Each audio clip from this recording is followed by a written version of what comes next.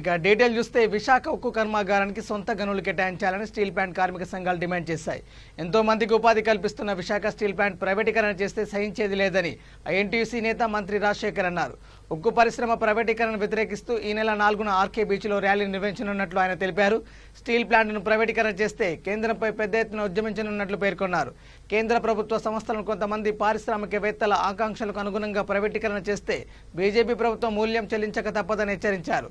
ఆంధ్రప్రదేశ్ రాష్ట్ర అసెంబ్లీలో ప్రైవేటీకరణకు వ్యతిరేకంగా తీర్మానం చేసి కేంద్రానికి పంపాలని ఆయన డిమాండ్ చేశారు.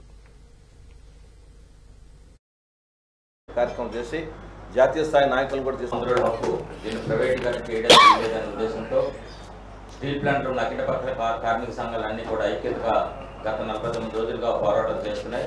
ఈ పోరాటంలో భాగంగా అఖిలపక్ష కార్మిక సంఘాలు మీ మీడియా ద్వారా ఇక్కడ కూడా రిలే నిరాకరణ చేయాలనే ఉద్దేశంతో అఖిలపక్ష కార్మిక సంఘాలు జిల్లా వ్యాప్తంగా మేము కూడా తీసుకున్నాం.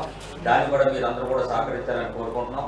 మరి భారతదేశం ఏ దేశమైనా అభివృద్ధి చెందాలంటే అటు వ్యవసాయంగా పారిశ్రామిక అభివృద్ధి చెందినప్పుడే ఆ దేశం అభివృద్ధి చెందుతుందని చెప్పి మనం పెద్దలు కానీ చరిత్ర కానీ తెలియజేస్తుంది. మరి ఇటువంటి పరిస్థితుల్లో అటు వ్యవసాయదారులు ఇటు కార్మిక రంగాన్ని కూడా అణగదొక్కాలని ఇవాళ బీజేపీ ప్రభుత్వం చేయడం చాలా దుర్మార్గమైన చర్య. దీన్ని అందరూ కూడా ఖండించాలి.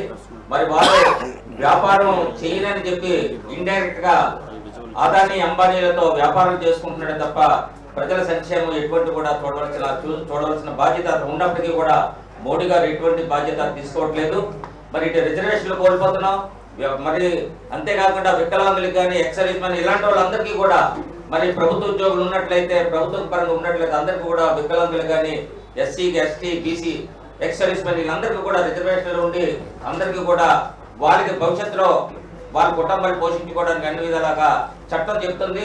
ఈ చట్టాన్ని ఇండైరెక్ట్ గా తీయడానికి ఈవేళ బాబాసాహెబ్ అంబేద్కర్ ఏదైతే పెట్టారో వాటిని తొంగలో తొక్కడానికి ఈవేళ బీజేపీ ప్రభుత్వం అణగదొక్కాలని ప్రయత్నం చేస్తుంది.